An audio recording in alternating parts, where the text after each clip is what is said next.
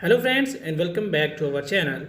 In this video I am gonna show you how to turn off autoplay on YouTube videos. So guys, if you are using Android or iOS devices, the process is same. So guys, let's get started.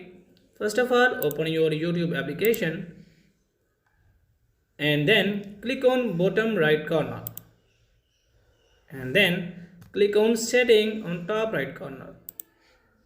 After that, click on general option and then search here for playback in feeds. As you can see, here is playback in feeds. Click on it. Here you will see three different options: always on, Wi-Fi only and off. As we want to turn off autoplay on YouTube videos, so click on off. So guys, in this way you can turn off autoplay on YouTube videos. If this video is helpful for you, so please like it and subscribe to our channel. Thanks for watching.